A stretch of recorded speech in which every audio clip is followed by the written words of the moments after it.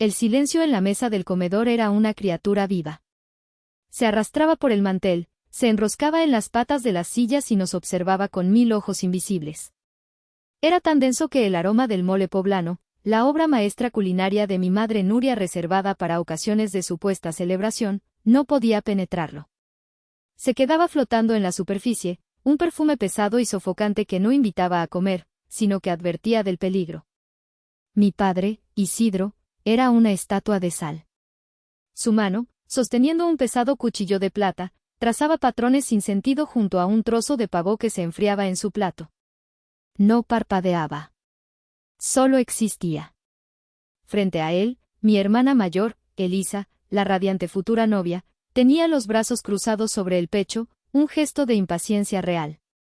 Su prometido, Tadeo, un hombre cuyo rasgo más distintivo era su habilidad para mimetizarse con el papel tapiz, estudiaba con fascinación una mancha en la pared. Yo acababa de pronunciar la palabra prohibida. No. Una sílaba. 2 letras.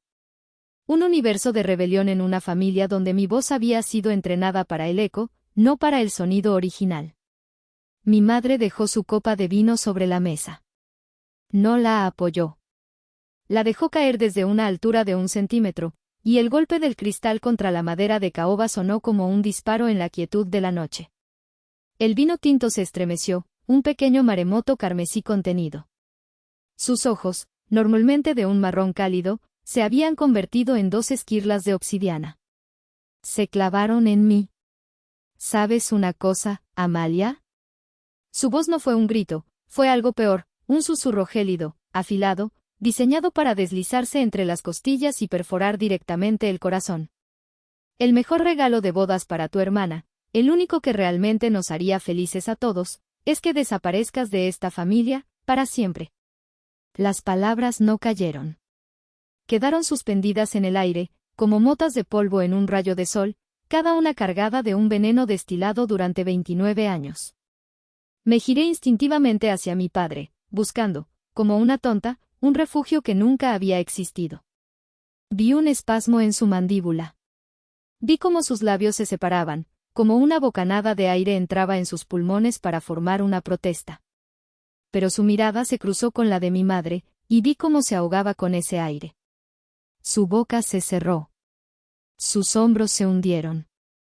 Volvió a su estudio del trozo de pavo como si contuviera los secretos del universo. Elisa sonrió. No fue una sonrisa amplia, sino un estiramiento casi imperceptible de la comisura de sus labios. Fue una sonrisa de validación, de victoria. Tadeo carraspeó, incómodo, pero permaneció leal a su estudio de la pared. Y entonces ocurrió algo extraño dentro de mí. El dolor, ese viejo compañero sordo y constante que vivía en mi pecho, no apareció. En su lugar, sentí un clic. Un sonido nítido y definitivo, como una cerradura que finalmente encaja en su lugar. La pieza final de un rompecabezas grotesco. No era que no me quisieran. Era que, para ellos, yo no era una persona. Era una función. Una herramienta. Y acababa de negarme a funcionar. Me levanté. El raspado de mi silla contra las baldosas fue el único sonido. No había lágrimas en mis ojos. No había un nudo en mi garganta. Solo un vacío sereno. Tomé mi bolso y las llaves del cuenco de cerámica junto a la puerta, una pieza que yo misma había pintado. No hagas una escena, Amalia, advirtió mi madre, su tono era el de una reina amonestando a una sirvienta insolente. No la miré. Abrí la pesada puerta de madera y salí. El portón de hierro forjado se cerró detrás de mí con un golpe metálico y final que resonó en la calle silenciosa. No fue el sonido de una puerta cerrándose.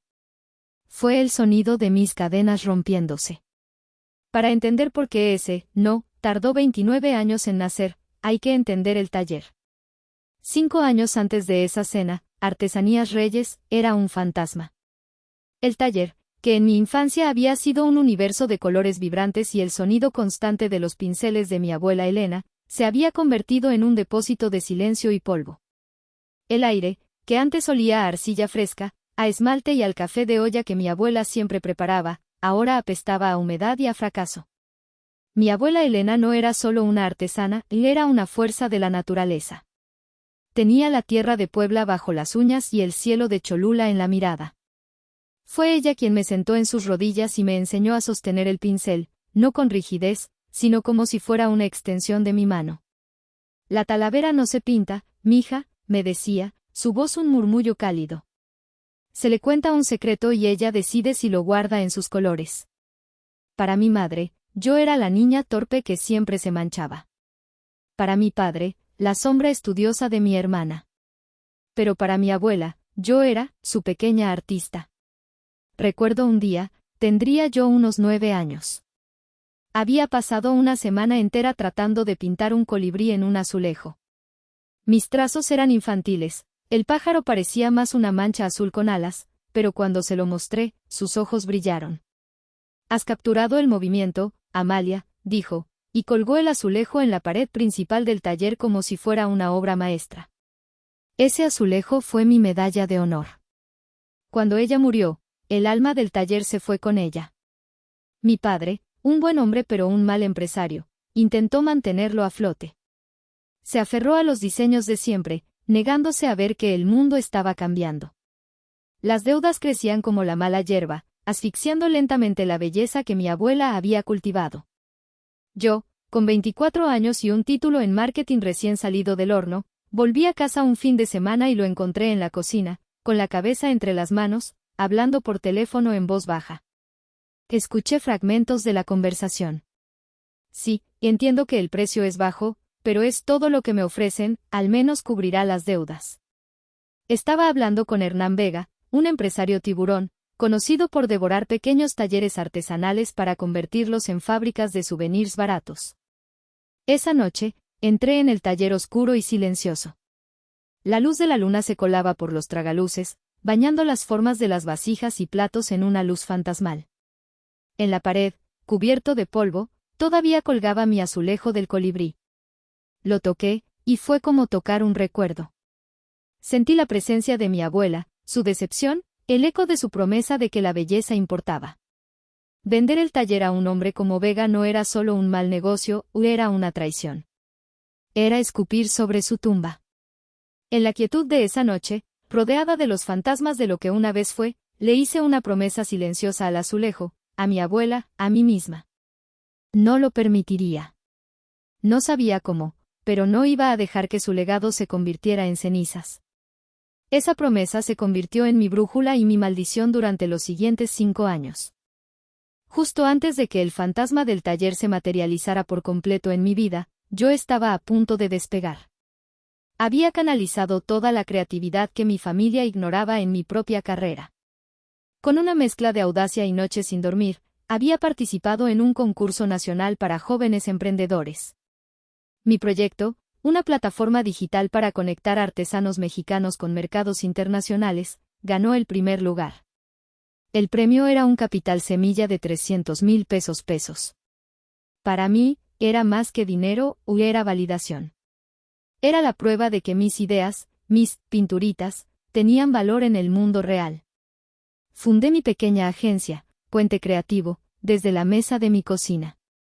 Y contra todo pronóstico, empecé a conseguir clientes. Mi reputación crecía lentamente. Entonces, llegó el correo electrónico que lo cambiaría todo. Una cadena de hoteles boutique de lujo, con propiedades en Cancún, Tulum y Los Cabos, quería contratarme. No para un pequeño proyecto, sino para desarrollar y ejecutar toda su estrategia de marketing de contenidos. Era un contrato de 1 año. Era la clase de oportunidad que te lanza a las grandes ligas. Recuerdo haber llamado a Darío, mi mejor amigo desde la universidad, gritando de emoción. Lo logré, Darío. Voy a trabajar desde la playa. Voy a conocer gente increíble.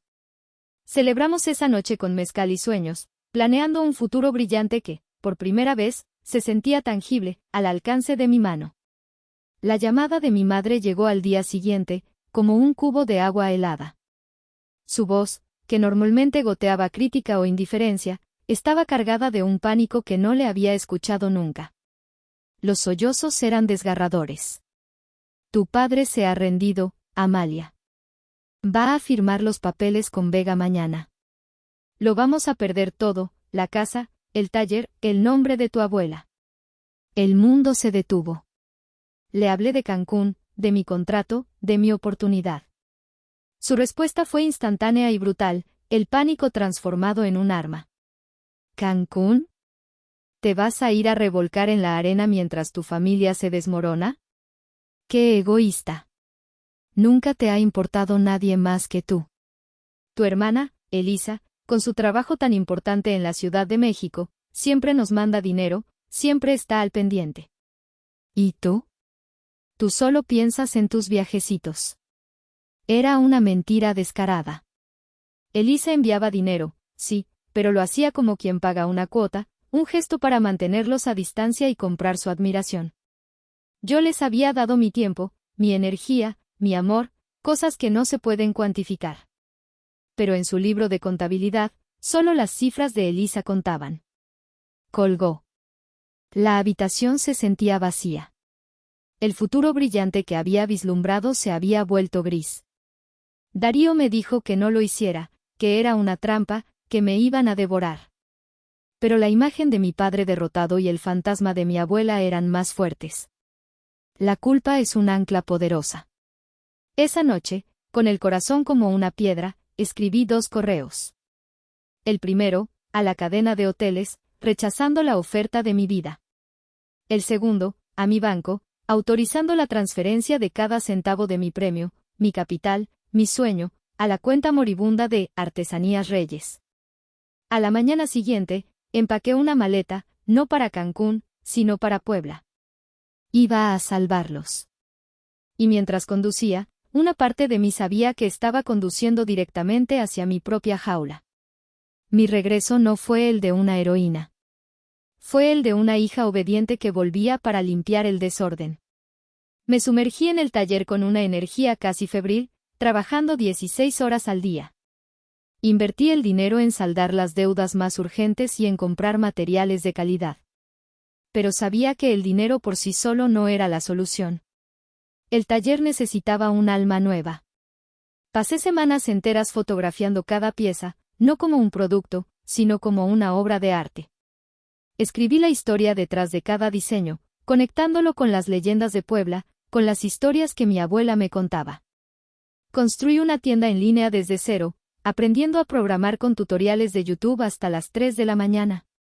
Lancé campañas en Instagram y Facebook, apuntando no al turista ocasional, sino al conocedor, al coleccionista, a la gente que valoraba la autenticidad. Convencer a mi padre de introducir una nueva línea de diseños fue una batalla. Pero, mija, así no es como tu abuela lo hacía, repetía una y otra vez. Le mostré bocetos que fusionaban la geometría sagrada de la talavera con una paleta de colores más minimalista y contemporánea. Finalmente, exhausto, cedió. Y entonces, el milagro comenzó a gestarse. Un pequeño pedido de una boutique de diseño en San Miguel de Allende. Luego, una reseña en un blog de viajes de lujo. Las notificaciones de ventas en línea empezaron a sonar en mi teléfono, primero como un goteo, luego como una lluvia constante. El taller volvió a la vida. Contratamos a 2 jóvenes artesanos. El sonido de los pinceles y las conversaciones llenó de nuevo el patio. Unos 6 meses después de mi regreso, convoqué a mis padres a una reunión en la oficina del taller. Preparé una presentación. Gráficos de ventas que se disparaban hacia el cielo. Proyecciones financieras que mostraban no solo solvencia, sino rentabilidad. Testimonios de clientes de Nueva York, de Londres, de Tokio. Había salvado el negocio. Había honrado a mi abuela. Mi corazón latía con una mezcla de orgullo y nerviosismo. Esperaba, por fin, escucharlo. Un gracias. Un lo lograste. Mi padre miró los papeles, y por un instante, vi un brillo de asombro y orgullo en sus ojos. Pero fue fugaz. Mi madre apenas miró los gráficos. Ah, qué bien, Amalia, dijo, su tono era el que usarías para felicitar a un niño por haber coloreado sin salirse de la raya. Qué bueno que ya todo está en orden. Por cierto, ¿Les contamos que a Elisa la ascendieron a asociada junior en su bufete? Estamos increíblemente orgullosos. El aire se escapó de mis pulmones.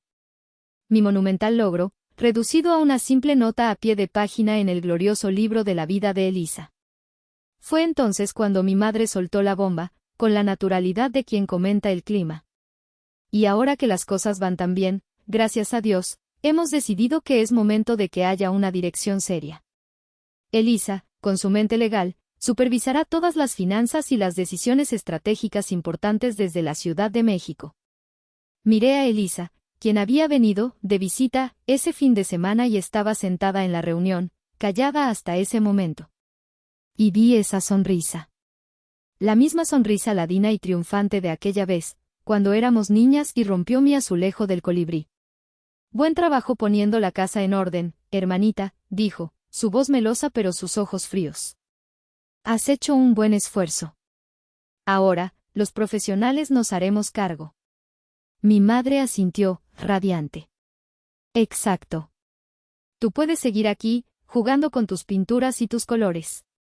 Pero las decisiones importantes las tomará tu hermana. Es lo más sensato. Mis pinturas y colores habían pagado la hipoteca. Mi esfuerzo había salvado su mundo. Pero para ellos, yo era, y siempre sería, la niña. La artista. La aficionada. Elisa era la profesional. La adulta. La reina. Y yo era solo un peón que acababa de cumplir su propósito en su tablero de ajedrez. Los siguientes años transcurrieron en una neblina de resignación. Me convertí en la gerente de facto del taller, la que lidiaba con los empleados, los proveedores y los clientes, mientras Elisa, desde su pedestal en la Ciudad de México, revisaba los informes que yo le enviaba y ocasionalmente llamaba para dar una orden ejecutiva, que a menudo complicaba más las cosas. Mis padres hablaban de la visión de Elisa y la gestión de Elisa, y yo simplemente dejaba de corregirlos. Era más fácil. Entonces, Elisa anunció su boda con Tadeo. Y, como era de esperar, la planificación recayó sobre mí. No como un honor, sino como una tarea. Tú tienes más tiempo libre y eres buena para esas cosas manuales, me dijo Elisa por teléfono, ignorando mis jornadas de 12 horas. El problema era que Elisa no quería una boda, quería una producción de Hollywood. Cada idea era más grandiosa y cara que la anterior. Y mis padres, deslumbrados por la perspectiva de emparentar con una familia prestigiosa, la apoyaban en todo. ¿Qué van a pensar los Azcárragas si servimos vino nacional?, decía mi madre, refiriéndose a los padres de Tadeo, como si fueran la realeza. La carga financiera, como siempre, cayó silenciosamente sobre mis hombros. Mis padres se declararon un poco justos de dinero, y Elisa argumentó que ella ya estaba gastando una fortuna en su vestido. Así que fui yo quien, mes a mes, retiraba dinero de mis ahorros personales, los frutos de mi trabajo nocturno como consultora freelance para pagar los depósitos. Un total de 200,000 pesos. Mi colchón de seguridad, mi fondo para un futuro auto o el enganche de un apartamento, se desvanecía en arreglos florales y canapés gourmet. Intenté, en vano, inyectar algo de sentido común. Una tarde, llevé a Elisa y a mi madre a una reunión con una coordinadora de bodas increíblemente talentosa y razonable de Puebla. La coordinadora, una mujer llamada Sofía, les presentó un plan precioso y elegante que se ajustaba a un presupuesto realista. Elisa escuchó con una mueca de aburrimiento. Luego, sacó su teléfono y le mostró a Sofía una foto de Instagram de la boda de una influencer. En la foto, había un arco de flores exóticas que parecía costar más que mi auto. Quiero esto, decretó Elisa. Sofía, profesional, explicó, es hermoso. Sin embargo, esas son orquídeas Invidium importadas de Holanda. Solo ese arco costaría alrededor de 80,000 pesos. Mi madre resopló. ¿Tanto por unas flores? Puedo diseñar algo muy similar con rosas y lilies de invernaderos locales por una fracción del costo, sugirió Sofía amablemente. Elisa la miró como si hubiera sugerido decorar con hierbajos. ¿Local? No, gracias. No quiero que mi boda parezca una kermés. Si no puedes conseguirme esas orquídeas, buscaré a alguien que sí pueda. La reunión terminó en un silencio tenso. De regreso en el auto, mi madre me reprendió. ¿Por qué nos llevaste con esa mujer tan limitada, Amalia? Tu hermana merece lo mejor. Mamá, yo estoy pagando por esto, dije en voz baja, la humillación ardiendo en mi garganta. Y te lo agradecemos, querida, respondió, su tono condescendiente. Pero si vas a hacer algo, hazlo bien. No seas mediocre. Esa noche, cancelé a la talentosa Sofía y contraté a la costosa coordinadora que Elisa quería. Pagué el depósito de las malditas orquídeas holandesas con mi tarjeta de crédito. Cada transacción se sentía como una pequeña traición a mí misma. Estaba comprando su aprobación, pagando por un asiento en una mesa donde nunca me considerarían su igual. La esperanza de que un «gracias» llegaría al final se sentía cada vez más lejana, una estrella moribunda en un cielo cada vez más oscuro. Me estaba desmoronando por dentro, pieza por pieza, y nadie parecía notarlo. O quizás, no les importaba. La tensión se acumulaba en mis hombros, un dolor sordo y constante. Apenas dormía, atrapada entre las pesadillas logísticas de la boda y las exigencias del taller. Una noche, después de una llamada particularmente agotadora con el servicio de banquetes porque Elisa había decidido a última hora que quería una estación de quesos franceses, sentí que el aire me faltaba. Salí de casa y conduje sin rumbo. Terminé, como tantas otras veces, aparcando frente al estudio de diseño de Darío. Era mi faro en la niebla. Él abrió la puerta y su sonrisa se desvaneció al verme. No necesitó preguntar. Me hizo pasar, me sirvió un vaso de agua y esperó. Me senté en su viejo sofá de cuero y las palabras empezaron a brotar, un torrente desordenado de frustración y agotamiento. Le hablé de las orquídeas, de la estación de quesos, de la condescendencia de mi hermana, del silencio de mi padre, de la presión constante de mi madre. Y finalmente, con una voz que era apenas un susurro, le confesé la cifra, los 200,000 pesos. Darío no me interrumpió. Cuando terminé, se levantó y caminó hacia su ventana, mirando la calle nocturna. ¿Recuerdas en la universidad?, dijo, su voz tranquila, cuando ganaste ese premio de diseño y tu mamá te dijo que, qué bueno que tenías un hobby, mientras que a Elisa le organizaron una cena de celebración por pasar un examen? Asentí, la memoria picando como una herida nueva. ¿O recuerdas cuando tu papá necesitaba un coche nuevo y tú le diste el enganche con tu primer sueldo, y 2 semanas después usaron ese dinero para pagarle a Elisa un viaje a Europa porque necesitaba ampliar sus horizontes culturales? El recuerdo me golpeó con fuerza. Lo había bloqueado, lo había enterrado bajo capas de excusas. Darío se giró y me miró, sus ojos llenos de una tristeza honesta. Amiga, esto no es nuevo. No es por la boda. La boda es solo el escenario más grande que han encontrado para la misma obra de teatro que llevan representando toda tu vida. Una obra en la que tú eres la utilería y Elisa es la estrella. Pero son mi familia, dije débilmente, la excusa de siempre. Una familia se supone que te levanta, no que te usa como escalera, replicó él, su voz endureciéndose un poco. No te están pidiendo ayuda. Te están explotando. Y lo peor de todo, Amalia, es que lo hacen porque saben que pueden. Saben que tu necesidad de su amor es más grande que tu amor propio. Sus palabras eran como dagas de hielo, pero en lugar de herirme, parecieron romper el caparazón de negación que me había construido. Por primera vez, no vi sus palabras como una crítica, sino como un diagnóstico. ¿Qué hago, Darío?, pregunté, sintiéndome pequeña y perdida. Él se encogió de hombros. Dejar de jugar tu papel en su obra. ¿Qué pasa si la utilería decide que ya no quiere estar en el escenario? Esa pregunta se quedó conmigo, sembrada en el centro de mi agotamiento. ¿Qué pasaba si me iba? La idea era aterradora, pero por primera vez, no parecía imposible. Parecía, extrañamente, como una opción. La noche antes de la boda, la atmósfera en casa era eléctrica. Elisa flotaba en una nube de autoimportancia, mostrando a Tadeo fotos en su teléfono del peinado que se haría. Mi madre no paraba de dar órdenes sobre detalles de última hora, la mayoría dirigidas a mí. Amalia, asegúrate de que el vino blanco esté a la temperatura exacta. Amalia, llama al fotógrafo y recuérdale que queremos muchas fotos de los padres de Tadeo. Yo asentía, contando las horas que faltaban para que todo terminara. Nos sentamos a cenar. Mi madre había preparado su famoso mole, el platillo de las grandes ocasiones. Había una tensión palpable bajo la superficie de la conversación trivial.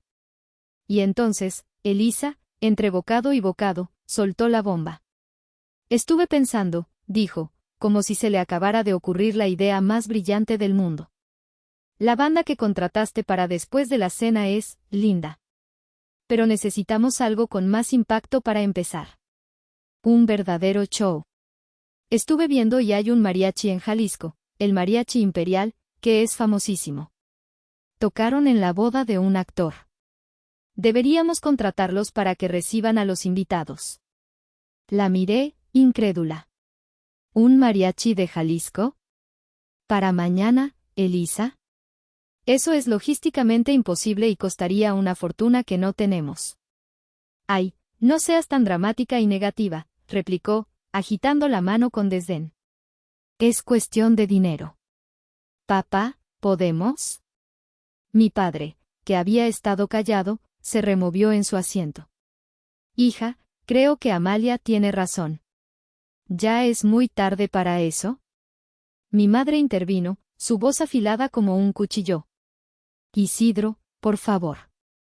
Es el día más importante en la vida de tu hija. ¿No puedes hacer un esfuerzo? Fue entonces cuando la conversación de la noche anterior con Darío y el peso de años de humillación finalmente hicieron erupción. Con una calma que no sabía que poseía, dejé los cubiertos a un lado. No. La palabra salió clara y firme. No es cuestión de un esfuerzo. Es cuestión de que el presupuesto se acabó. Se acabaron los 200,000 pesos de mis ahorros que he puesto para esta celebración. No hay más dinero. No habrá mariachi imperial, ni estación de quesos franceses, ni ninguna otra fantasía de último minuto. Lo que hay es lo que se ha pagado. Y punto. Un silencio de tumba cayó sobre la mesa. Elisa me miró con la boca abierta, el color subiendo por su cuello. Tadeo encontró un nuevo y fascinante punto de interés en el techo. Mi padre se encogió visiblemente. Elisa soltó una risa cortante. ¿Tus ahorros? Por favor, Amalia. Qué dramática. Es lo menos que podías hacer. Es tu contribución. Mi contribución, repetí, el sabor amargo de la injusticia llenando mi boca, fue salvar el negocio que paga por esta casa y esta comida. Mi contribución ha sido trabajar día y noche para que ustedes puedan vivir en esta fantasía. Fue entonces cuando mi madre se inclinó hacia adelante.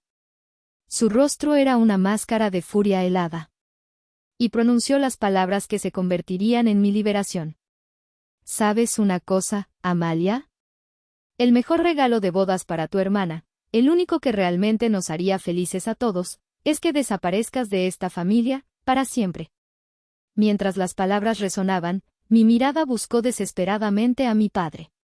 Vi el conflicto en su rostro. Vi sus labios temblar.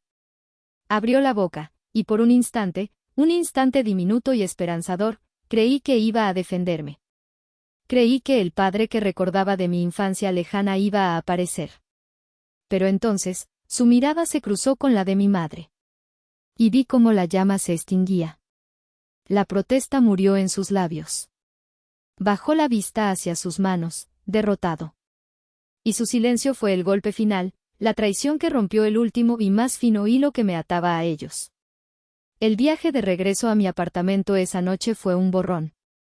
No recuerdo las calles que tomé ni los semáforos en los que me detuve. Mi mente era un lienzo en blanco, lavado por el SOC y una extraña y desoladora paz. La palabra, desaparecer, no era un eco, era el único sonido en mi universo interior.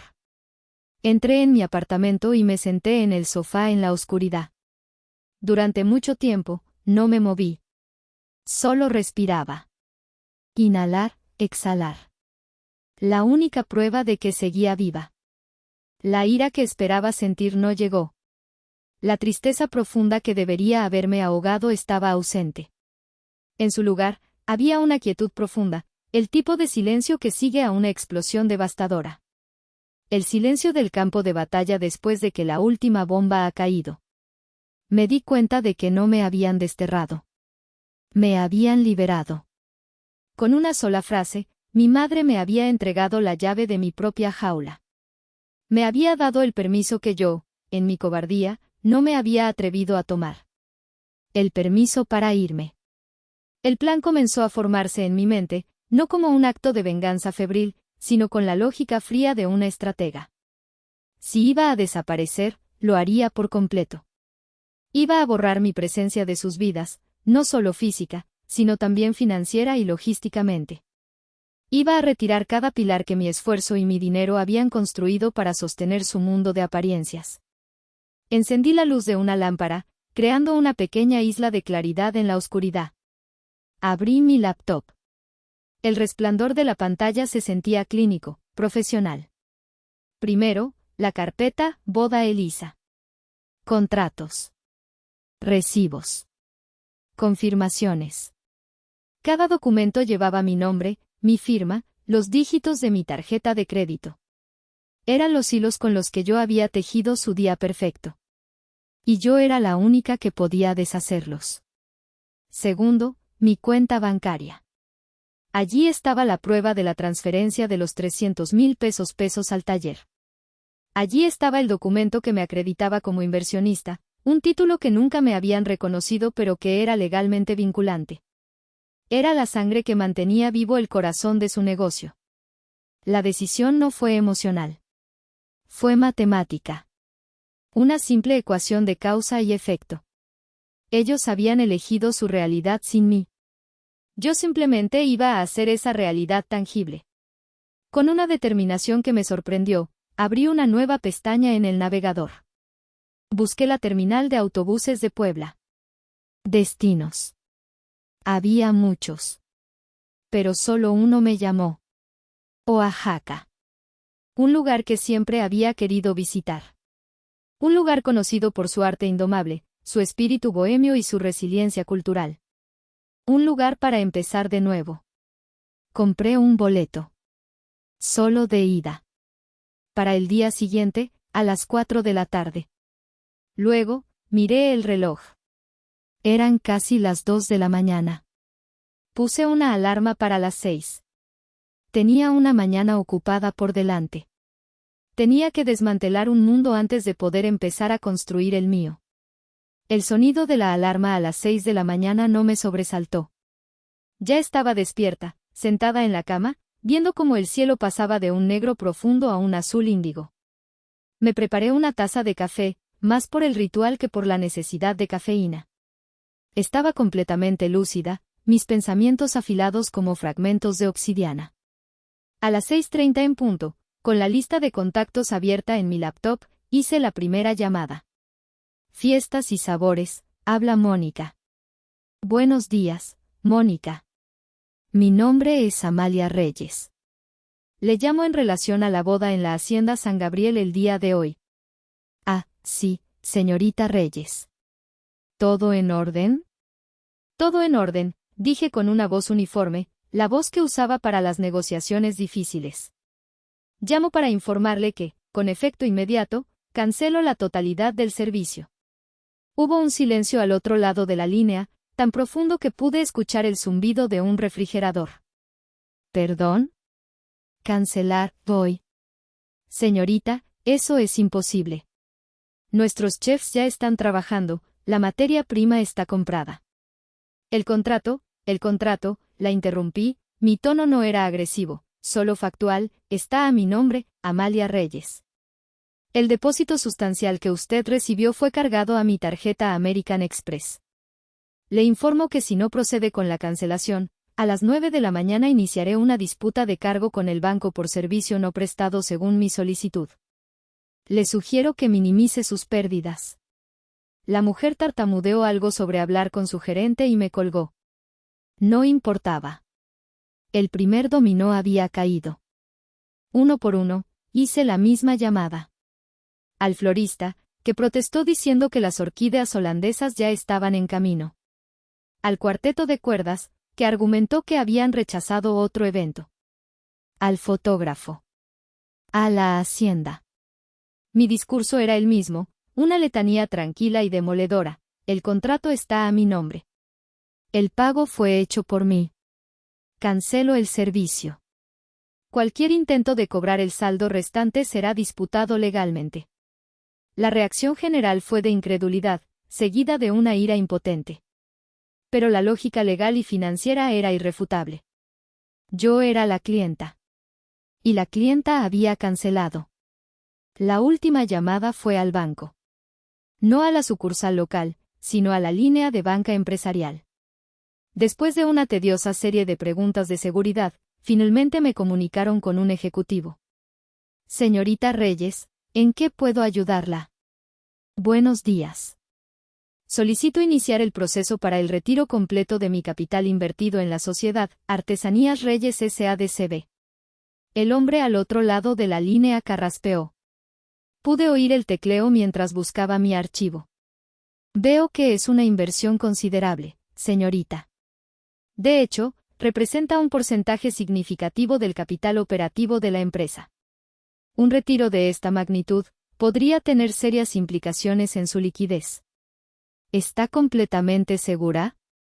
Miré por la ventana. El sol de la mañana bañaba los techos de Puebla. Por primera vez en mucho tiempo, no sentía el peso de esa ciudad sobre mis hombros. Nunca he estado más segura en mi vida, dije. Por favor, inicie los trámites. Cuando colgué, sentí un silencio profundo a mi alrededor. Era el silencio de los cabos sueltos finalmente atados. O, mejor dicho, cortados. Había desmantelado metódicamente el escenario de la gran obra de teatro de mi familia. Ahora, tendrían que actuar en un escenario vacío. Comencé a empacar. No con la prisa de una fugitiva, sino con la deliberación de alguien que se muda a una nueva vida. Doblé mi ropa, seleccioné mis libros, envolví en papel burbuja el pequeño plato del colibrí de mi abuela. Cada objeto era una elección consciente de lo que quería llevarme y lo que estaba dispuesta a dejar atrás. A las 8 en punto, el teléfono, que había puesto en modo silencioso sobre la encimera de la cocina, comenzó su frenética danza de luz y vibración. La pantalla se iluminaba sin cesar, un faro de pánico en la calma de mi apartamento. La primera llamada fue de mi madre. Luego otra. Y otra. 17 llamadas perdidas de mamá en menos de 10 minutos. Luego, Elisa. Su nombre parpadeaba con una furia que casi podía sentir a través del cristal. Luego, mi padre. Sus llamadas eran menos frecuentes, más espaciadas, como si cada intento le costara un mundo de energía. Incluso Tadeo, el hombre invisible, intentó llamar 2 veces. No contesté. Pero las vistas previas de los mensajes de texto en la pantalla de bloqueo pintaban un cuadro vívido y caótico del infierno que se estaba desatando en la hacienda San Gabriel. Mamá, 8:15 de la mañana. Amalia, contesta. El gerente de la hacienda está aquí. Dice que cancelaste el salón. Esto tiene que ser una broma de mal gusto, ¿arregla ya? Elisa, 8:30 de la mañana, ¿dónde carajos estás? Los invitados están llegando y no hay nada, ¿me oyes? Has perdido la cabeza. Mamá, 8:47 de la mañana. Los padres de Tadeo están aquí, me están mirando como si fuera basura. ¿Es esto lo que querías, Amalia? Humillarnos. Elisa, 9:02 de la mañana. Te juro por mi vida que me las vas a pagar. Le estoy diciendo a todo el mundo que te robaste el dinero, eres una ladrona y una envidiosa. Papá, 9:20 de la mañana. Hija. No sé qué has hecho. Pero por favor. Piensa en tu madre. Ese último mensaje fue el que me detuvo por un segundo. Piensa en tu madre. La frase que había definido mi existencia. La que me había obligado a sacrificar mis sueños, mi dinero, mi paz. Y me di cuenta, con una claridad absoluta, que era exactamente lo que estaba haciendo. Estaba pensando en mi madre. Y en mi padre. Y en mi hermana. Y estaba pensando que merecían, por primera vez, experimentar las consecuencias directas de sus propias acciones, sin que yo estuviera allí para amortiguar la caída. Imaginé la escena con una precisión cinematográfica. Invitados en trajes de gala y vestidos de cóctel deambulando por un jardín vacío. Elisa, con su vestido de miles de dólares, parada en medio de la nada, su rostro pálido de rabia.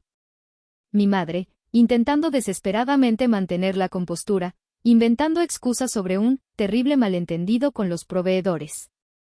Los murmullos. Las miradas de lástima.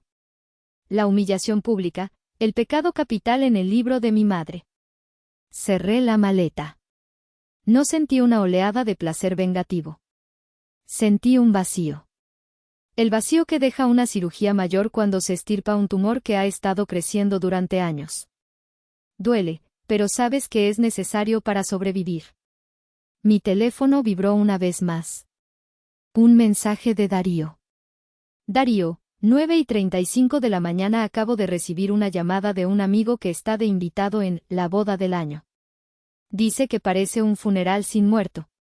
Solo quería decirte que, sea lo que sea que haya pasado, tienes un sofá y una botella de mezcal esperándote en mi casa si lo necesitas. Y que te admiro, carajo. Una pequeña sonrisa se dibujó en mi rostro. No estaba sola. Y eso era todo lo que necesitaba saber. Mi autobús a Oaxaca no salía hasta la tarde, así que me registré en un hotel impersonal cerca de la terminal. Necesitaba un espacio neutral, un purgatorio temporal entre mi vida pasada y mi futuro desconocido. Fue allí, en la quietud de una habitación de hotel con olor a limpio, donde me permití conectarme a Internet. La curiosidad no era tanto por saber qué decían, sino por confirmar lo que ya sabía. Darío me envió el enlace a la publicación en el grupo de Facebook, Vecinos de Puebla Unidos. Elisa no había perdido el tiempo. Su publicación era una epopeya de victimismo, una obra maestra de la manipulación. Con el corazón roto y el alma en pedazos, me veo obligada a compartir la tragedia que ha ocurrido hoy, comenzaba. La foto adjunta era de ella, con el maquillaje corrido por las lágrimas, abrazada por mi madre. Hoy, que debía ser el día más feliz de mi vida, ha sido destruido por un acto de crueldad inimaginable, perpetrado no por un extraño, sino por mi propia sangre. Mi hermana, Amalia Reyes, en un ataque de celos y maldad que aún no podemos comprender, saboteó nuestra boda. La publicación continuaba con una narrativa heroica y ficticia de cómo yo, supuestamente, me había ofrecido a organizar todo, solo para, en el último momento, cancelar a todos los proveedores y huir con el dinero que con tanto esfuerzo mis padres le habían confiado.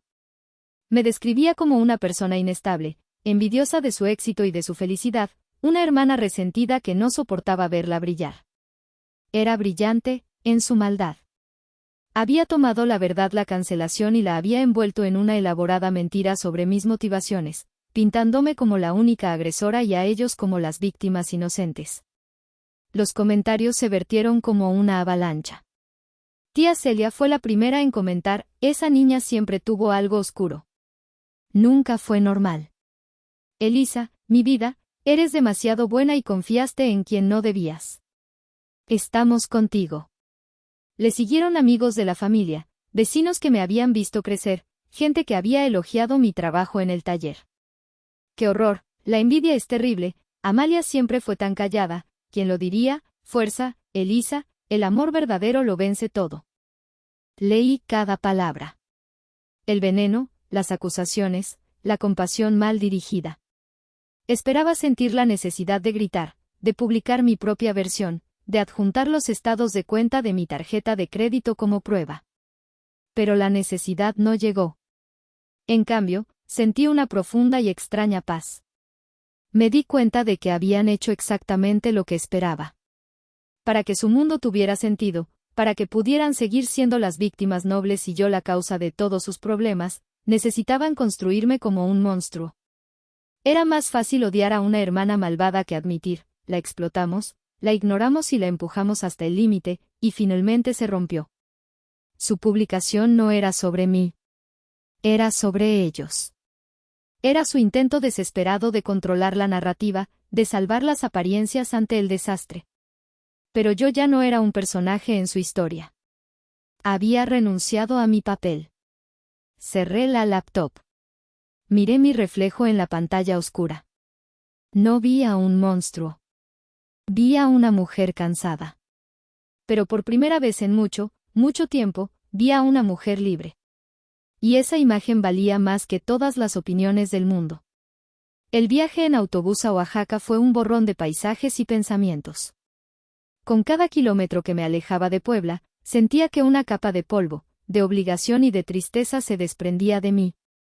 Cuando finalmente llegué y el aire cálido y especiado de Oaxaca llenó mis pulmones, sentí que había llegado a casa, a un hogar que nunca antes había conocido.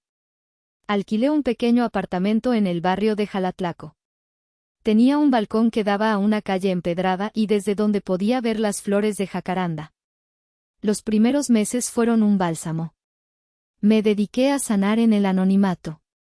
Caminaba sin rumbo por el centro histórico, me maravillaba con la cantera verde de Santo Domingo, pasaba horas en el mercado Benito Juárez, embriagándome con los olores de las tlayudas, el chocolate y los chapulines. Para mantenerme, empecé a hacer lo que sabía. Me acerqué a los artesanos, no como una experta en marketing, sino como una admiradora. Escuché sus historias. Comprendí sus luchas para competir en un mundo digital. Y empecé a ofrecer mi ayuda. A cambio de una pequeña cuota, o a veces a cambio de una pieza de su arte, les ayudaba a fotografiar sus productos, a escribir sus historias, a abrir una pequeña ventana al mundo a través de Instagram o Etsy. Fue así como conocí a doña Inés. Su café, El Corazón Contento, se convirtió en mi oficina no oficial. Era un lugar pequeño y acogedor que siempre olía a café de olla y pan recién horneado. Doña Inés, la dueña, era una mujer zapoteca de unos 60 y tantos años, con trenzas plateadas y una mirada que parecía ver directamente a través de las fachadas de las personas. Me observó durante semanas, siempre con una sonrisa amable, sirviéndome mi café con una galleta extra. Un día, se sentó en mi mesa. «Trabajas mucho, muchacha», dijo, su voz era suave y melodiosa. «Pero tu trabajo tiene prisa. Y tus ojos tienen memoria». No supe qué responder. Ella señaló mi laptop, donde tenía abiertas las fotos de unas piezas de barro negro. «Ayudas a otros a contar sus historias», dijo. «¿Cuál es la tuya?» No sé por qué, pero se lo conté. No todos los detalles sórdidos, pero sí la esencia. Le hablé de mi abuela, del taller, de la sensación de que mi pasión era invisible para mi propia gente. Ella escuchó, asintiendo lentamente. Cuando terminé, puso su mano arrugada y cálida sobre la mía. A veces, una semilla no puede crecer no porque esté mala, sino porque la tierra donde cayó es estéril, dijo, sus ojos sabios fijos en los míos. El talento que no se honra en casa, debe buscar un nuevo terreno para florecer. Aquí, en Oaxaca, honramos a nuestros creadores. Honramos las manos que trabajan y el corazón que siente. No estás perdida, mija. Has llegado. Las lágrimas que no había derramado en meses brotaron de mis ojos. No eran lágrimas de tristeza, sino de alivio. De reconocimiento. Doña Inés no me consoló. Simplemente se quedó sentada conmigo, su presencia era un ancla de aceptación silenciosa. A partir de ese día, ella se convirtió en mi guía. Me presentó a otros artistas, me enseñó los secretos de la comunidad, me invitó a cenar a su casa. Se convirtió en la figura materna que nunca tuve, una que no exigía ni juzgaba, sino que simplemente nutría. Me enseñó que la familia no siempre es la sangre que heredas, sino la gente que te ayuda a recordar quién eres cuando tú misma lo has olvidado. Pasó un año. Oaxaca ya no era mi refugio, era mi hogar. Mi pequeño emprendimiento había crecido de forma orgánica. La voz se corrió entre la comunidad de artesanos, la chica de Puebla que sabe de computadoras y tiene buen ojo. Ya no trabajaba por trueque. Tenía clientes fijos, un flujo de ingresos estable y, lo más importante, un profundo sentido de propósito. Raíz creativa, así lo llamé. Un puente entre la tradición y el futuro. El contacto con Darío era mi única ventana a mi vida anterior. Él era respetuoso, nunca me presionaba para saber de mi familia, pero a veces, la información se filtraba. Una noche, me llamó. Su voz era seria. Amalia, sé que no te gusta hablar de esto, pero creo que deberías saberlo. Hizo una pausa. Cerraron el taller. Permanentemente. Sentí un hueco en el estómago, una punzada de dolor agudo y sorprendente. El legado de mi abuela, borrado. ¿Qué pasó? Pregunté en voz baja. Lo que era de esperarse, dijo Darío con un suspiro. Sin tu capital, la empresa se volvió insolvente en un par de meses. Tu padre intentó conseguir un préstamo, pero con las deudas que ya tenían, ningún banco se lo dio. Elisa intentó gestionar desde la Ciudad de México, pero aparentemente, su visión estratégica consistía en enviar correos electrónicos de pánico.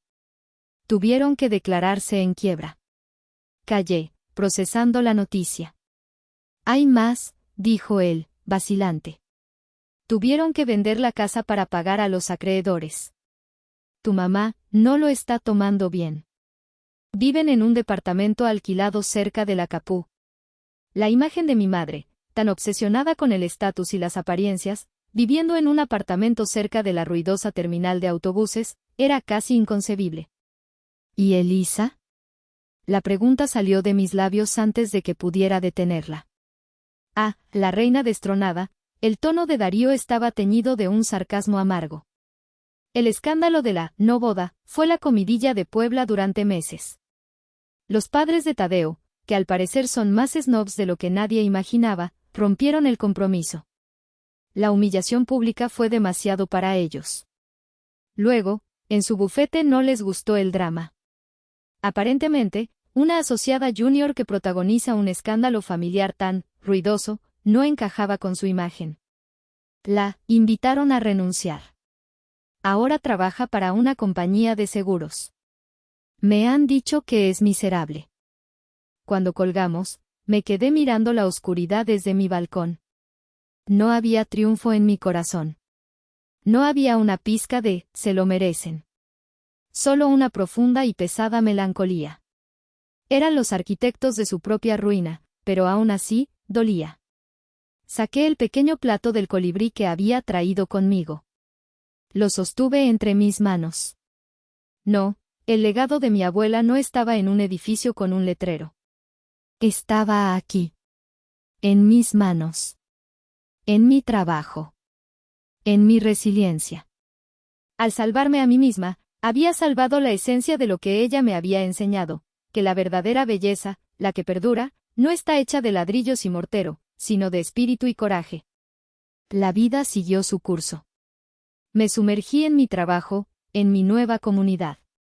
Raíz Creativa estaba despegando de una manera que nunca hubiera imaginado. Empecé a trabajar con cooperativas enteras, ayudándoles a exportar su arte a galerías en Santa Fe y tiendas de concepto en Copenhague. Contraté a mi primer empleado, un joven diseñador gráfico oaxaqueño brillante. Estaba construyendo algo real, algo mío. Había pasado casi 2 años desde mi partida cuando llegó la carta. El sobre, de un papel grueso y color crema que mi madre adoraba, no tenía remitente, pero reconocí su caligrafía al instante. Se la había ingeniado para conseguir la dirección de mi pequeño estudio. Mi primer instinto fue romperla, quemarla, hacerla desaparecer. Pero la curiosidad, esa vieja traidora, fue más fuerte. La carta era una sinfonía de victimismo y chantaje emocional, y mi madre era la directora de orquesta. Mi queridísima hija, Amalia, comenzaba, la familiaridad ya era una agresión. Te escribo esta carta desde el fondo de mi corazón roto. No pasa un día sin que piense en ti, sin que me pregunte cómo estás, sin que me arrepienta de mis duras palabras aquella noche. Las cosas aquí, como quizás ya sepas, no han sido fáciles. Continuaba describiendo sus penurias con un dramatismo digno de una telenovela. Hablaba de la humillación de vivir en su nuevo apartamento, de la profunda depresión de mi padre, de la injusticia que había sufrido Elisa. Y luego, el golpe maestro. Además de todo esto, mi salud se ha visto muy afectada. Los doctores me han diagnosticado una condición cardíaca seria. Dicen que es por el estrés. El estrés de haber perdido mi hogar, mi estatus, y a mi hija. No mencionaba qué condición cardíaca era. Era una enfermedad convenientemente vaga y convenientemente grave. Sé que te hemos fallado, Amalia. Fui una madre ciega, tu padre fue un hombre débil. Pero te ruego, como una madre a su hija, que encuentres en tu corazón un poco de compasión. Estamos solos y asustados. Tu padre no es el mismo hombre. Tu hermana te necesita. Yo te necesito. Siempre has sido el pilar de esta familia, la fuerte. No dejes que tu orgullo nos destruya por completo. Por favor, vuelve a casa. Necesitamos que nos salves, una última vez. Leí la carta 3 veces. Y sentí el viejo tirón. La culpa. La responsabilidad. La voz programada en mi cerebro desde la infancia que me decía, es tu deber. Son tus padres. Por un momento, vacilé. ¿Y si era verdad? ¿Y si realmente estaba enferma? Esa tarde, le mostré la carta a doña Inés. Ella la leyó en silencio, sus labios apretados en una línea fina. Al terminar, se quitó las gafas y las limpió con un paño. Vuelve a casa, dijo en voz baja, repitiendo las palabras de la carta. No dice, ven a visitarnos. No dice, hablemos. Dice, vuelve. Me miró fijamente. No te están pidiendo una reconciliación, Amalia. Te están pidiendo que vuelvas a tu puesto. El puesto de pilar, de salvadora. La jaula puede parecer más grande y más dorada cuando estás fuera, pero no te equivoques, sigue siendo la misma jaula, con la misma puerta que se cierra detrás de ti. Sus palabras cortaron la niebla de mi duda. Vi la carta por lo que era, no una petición de perdón, sino una convocatoria de trabajo. Un intento de reinstaurar el viejo orden. Esa noche, escribí mi respuesta en una simple tarjeta postal con una imagen del árbol del tule. Mamá, lamento sinceramente que no se encuentren bien y les deseo salud y paz. Yo he encontrado la mía aquí. No volveré a Puebla. Cuídense mucho. Con cariño, Amalia. Al depositarla en el buzón al día siguiente, sentí que cerraba el último capítulo de mi libro anterior. Fue un acto de amor propio que se sintió, finalmente, más fuerte que la culpa. Hoy tengo 31 años. La misma edad que tenía Elisa cuando su mundo de ensueño se hizo añicos. Estoy escribiendo esto desde la terraza de un hotel en Cancún, con el sonido de las olas rompiendo suavemente a pocos metros. El aire es cálido y huele a sal. No estoy aquí de vacaciones. Estoy aquí para firmar un contrato de distribución exclusiva entre Raíz Creativa y la cadena de hoteles boutique que, hace tantos años, representaba mi sueño perdido. Resulta que el mundo es redondo. Mi vida no es un cuento de hadas. Es algo mucho mejor, es real. He trabajado incansablemente. He cometido errores. He aprendido a negociar, a liderar, a confiar en mi instinto. Mi negocio ahora da empleo a 5 personas y representa a más de 50 artesanos de diferentes comunidades de Oaxaca. Juntos, estamos demostrando que la tradición y la modernidad pueden bailar juntas. Darío se mudó a Oaxaca hace 6 meses. Vendió su estudio en Puebla y ahora es mi socio en Raíz Creativa y en la vida.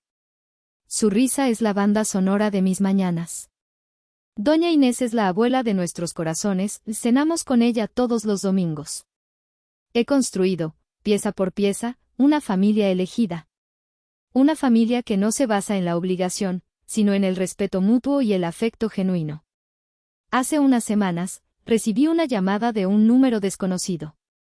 Era mi primo, el hijo de tía Celia. Su voz sonaba nerviosa.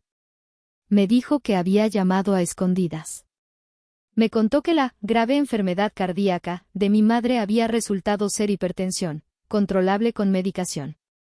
Me dijo que mi padre rara vez habla y que pasa los días viendo la televisión. Y me dijo que Elisa había tocado fondo. Había perdido su trabajo en la aseguradora y ahora vivía con ellos, amargada, culpando al mundo por sus desgracias.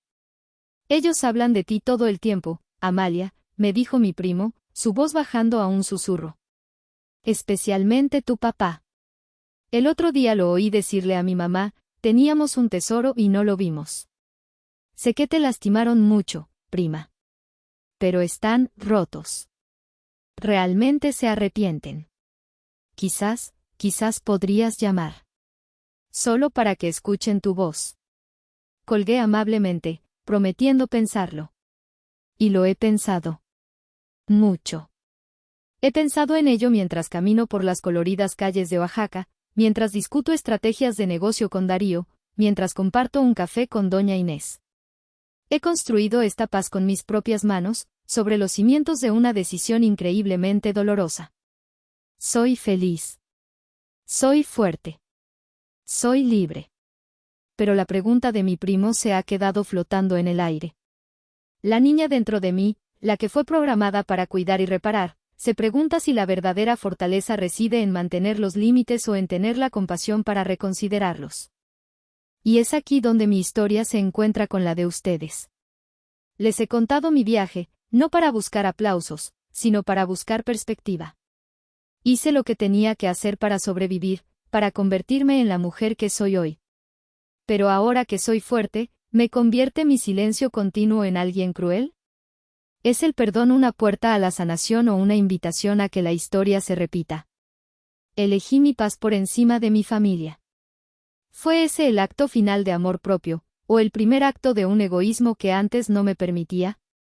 ¿Qué habrían hecho ustedes en mi lugar? Gracias por escuchar mi historia.